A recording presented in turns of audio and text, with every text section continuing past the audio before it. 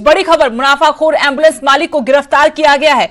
गुरुग्राम से लुधियाना के लिए 1,20,000 रुपए वसूले थे और दिल्ली पुलिस ने अब एम्बुलेंस मालिक को गिरफ्तार कर लिया है।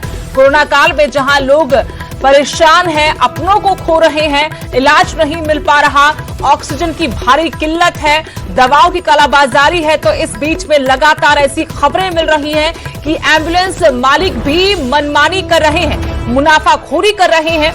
अब इसी आरोप में दिल्ली पुलिस ने एक एम्बुलेंस मालिक को गिरफ्तार किया है, जिसने गुरुग्राम से लुधियाना तक के लिए 1,20,000 रुपए किराए के तौर पर लिए थे। दिल्ली पुलिस ने अब एम्बुलेंस मालिक को गिरफ्तार कर लिया है।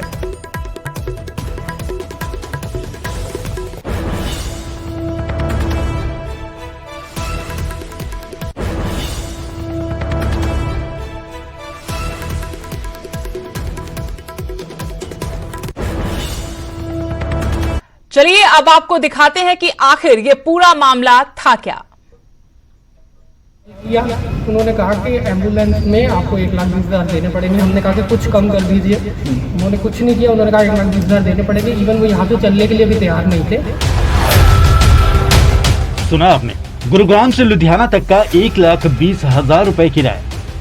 कुछ लोग आपदा में भोले भाले लोगों को लूटने से बाज नहीं आ रहे।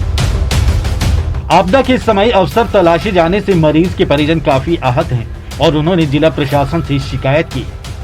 उनको इमरजेंसी हॉस्पिटल ले जाना था। मैं हॉस्पिटल ले जाने के लिए भटक रहा था गुड़गांव में, कहीं कोई बेड मिल जाए, पर नहीं मिल रहा था।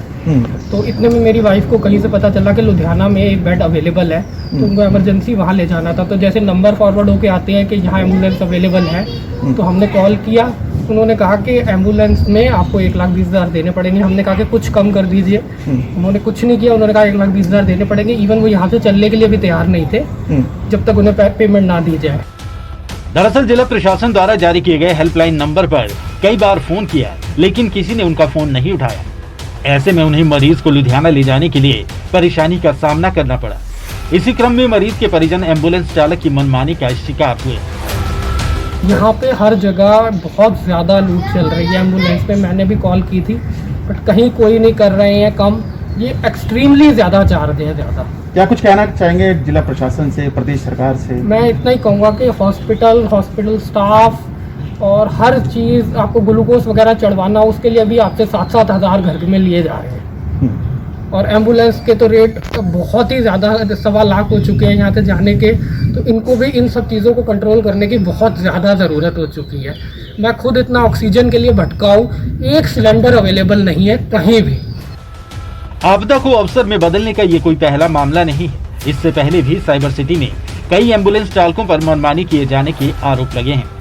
Dharmveer Sharma, news 18, Gurugram.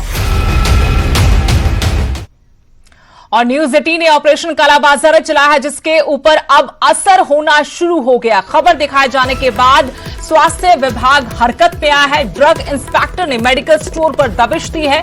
Medical store का रिकॉर्ड जब्त किया गया है। न्यूज़ 18 की खबर का एक बार फिर से बड़ा असर देखने को मिला है। हमने ये खुलासा किया था कि कैसे बठिंडा में ऑक्सीमीटर की कालाबाजारी हो रही है। खबर प्रसारित हुई, उसके बाद विभाग हरकत में आए। ड्रग इंस्पेक्टर और नापतोल विभाग संबंधित दुकानों पर पहुंचे, वहां दबिश दी। मौके पर जाकर सभी रिकॉर्ड इकट्ठा किया और फिर जो आरोपी थे उनके खिलाफ बनती कानूनी कार्रवाई की गई। जहां इस पूरे मामले में लोगों को ब्लैक में ऑक्सीमीटर बेचे जा रहे थे, वहीं इनके ऊपर कोई दाम तक नहीं लिखा था, जिसके चलते ड्रग इंस्पेक्टर और नापतोल विभाग दोनों ने इनके खिलाफ कार्रवाई की है।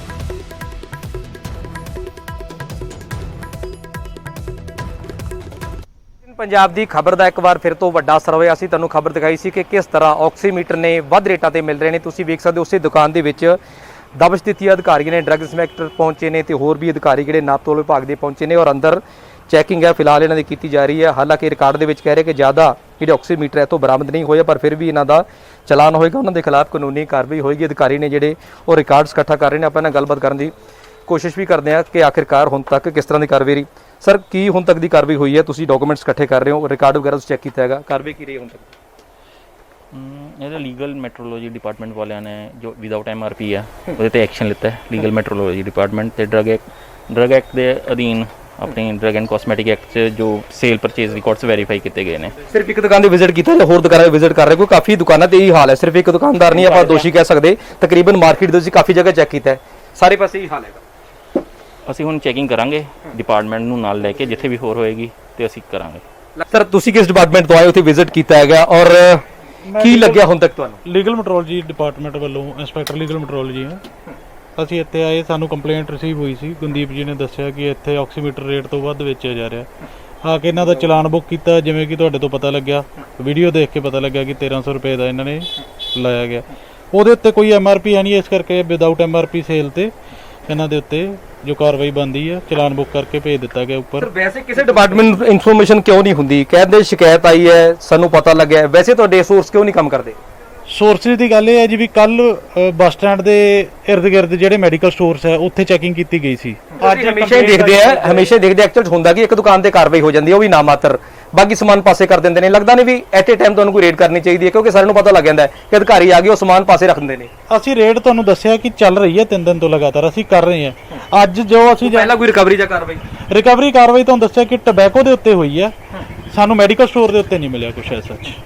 ਸਰ ਲੱਗਦਾ ਨਹੀਂ ਤੁਹਾਡਾ ਡਿਪਾਰਟਮੈਂਟ ਥੋੜਾ ਸੁਸਤ ਨਜ਼ਰ ਆ ਰਿਹਾ, ਲੱਗਦਾ ਨਹੀਂ ਤੁਹਾਨੂੰ ਐਕਟਿਵ ਹੋਣਾ ਚਾਹੀਦਾ, ਜਿਵੇਂ ਕੋਵਿਡ ਕਾਲ ਚੱਲ ਰਿਹਾ, ਹਾਲਾਂਕਿ ਤੁਸੀਂ ਮਿਹਨਤ ਕਰ ਰਹੇ ਹੋ, ਸਲੂਟ ਹੈ ਤੁਹਾਨੂੰ, ਪਰ ਫਿਰ ਵੀ ਕਮੀਆਂ ਨੇ ਕਿਤੇ ਨਾ ਕਿਤੇ। ਭਾਈ ਸਾਹਿਬ ਸਾਡੀ ਜੋ ਹੈਗੀ ਆ ਸੁਸਤਾਰੀ ਆਪਾਂ ਗੱਲ ਨਹੀਂ ਕਰ ਰਹੇ, ਅਸੀਂ ਸਾਰੇ ਬਠਿੰਡੇ ਜ਼ਿਲ੍ਹੇ ਦੇ ਜਿੰਨੇ ਹਸਪੀਟਲ ਦਾ ਉੱਥੇ ਜਿਹੜੀਆਂ ਮੈਡੀਸਿਨ ਕਰੋਨਾ ਲਈ ਜਿੱਥੇ ਲੋਕ ਮਰ ਰਹੇ ਆ, ਰਮਡੈਸੀਵਿਰ ਜਿਵੇਂ ਹੋ ਗਿਆ, ਜਿਵੇਂ ਆਕਸੀਜਨ ਹੋ ਗਿਆ, ਉਹਦੇ ਵਿੱਚ ਸਾਡੀ 24/7 ਡਿਊਟੀ ਲੱਗੀ ਹੋਈ ਆ। ਅਸੀਂ ਉਧਰ ਵੀ ਸਾਰਾ ਕੰਮ ਕਰ ਰਹੇ ਹਾਂ, ਇੱਧਰ ਵੀ ਸਾਡਾ ਜਿੰਨਾ ਕੰਟਰੋਲ ਹੋ ਰਿਹਾ ਅਸੀਂ ਲੀਗਲ ਮੈਟਰੋਲੋਜੀ ਨਾਲ ਟਾਈ ਅਪ ਕਰਕੇ ਕਰ ਰਹੇ ਹਾਂ। ਕੈਮਰਾਮੈਨ ਜਾਬਰ ਖਾਨ ਦੇ ਨਾਲ ਸੂਰਜ ਪਾਨ, ਨਿਊਜ਼ 18 पंजाब बठिंडा।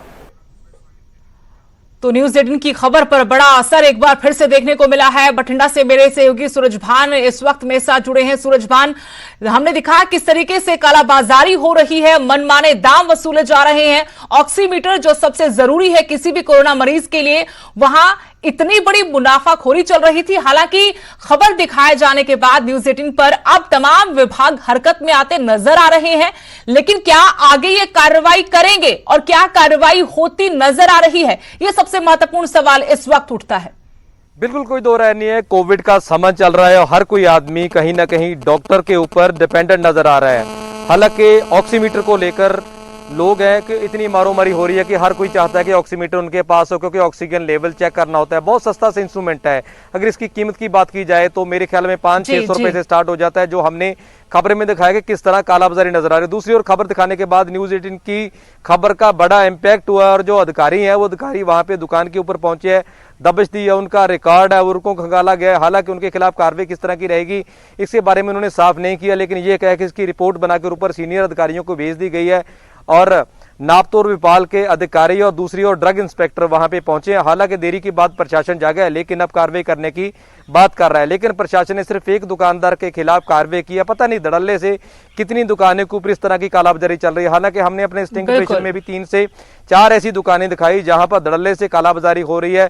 300-400 रुपए वाली चीज 1300-1400 रुपए में बेची जा रही है, वो भी उसका कोई बिल नहीं है और ना ही उसके ऊपर कुछ लिखा हुआ कि उसका दाम कितना है, कितना दाम तय किया है और उसका भी कोई लेबल उसके ऊपर नहीं लगा हुआ है। ताकि कालाबाजारी है जोरों शोरों से हो रही है। और मजबूरी देखिए, आम लोगों की मजबूरी देखिए सूरज भान की, उनको मालूम है कि इतनी महंगी ये वस्तु उनके लिए नहीं है, इतने दाम नहीं है, बावजूद उसके की मजबूरी है, उनको लेनी ही पड़ेगी और कोई दूसरा विकल्प, कोई दूसरा रास्ता नहीं है। वो लोग ऐसा ले रहे हैं, भारी कीमत चुकाकर भी ले रहे हैं। अब ऐसे में एक मात्र हल जो नजर आ रहा है वो ये कि विभाग के अधिकारियों को दफ्तर से बाहर निकलकर झांकना होगा, देखना होगा कि असल में हो क्या रहा है, कौन है ये गुनहगार, इन तक पहुंचना होगा।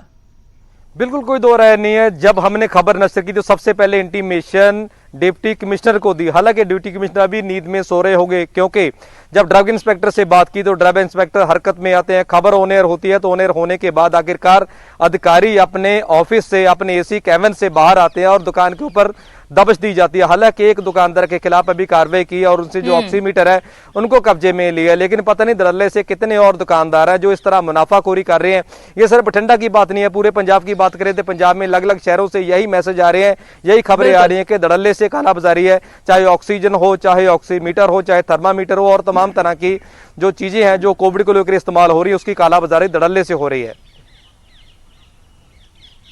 शुक्रिया सूरज भान जानकारी के लिए। तो न्यूज 18 ने बठिंडा से स्टिंग ऑपरेशन करके दिखाया था कैसे कालाबाजारी की जा रही है, ऑक्सीमीटर के मनमाने दाम वसूले जा रहे हैं। अब इस खबर पर बड़ा असर हुआ है, विभाग जागा है नींद से और उसके बाद आरोपी दुकानदार पर कार्रवाई की है। लेकिन 3 से 4 ऐसी जगहों का हाल हमने आपको दिखाया था।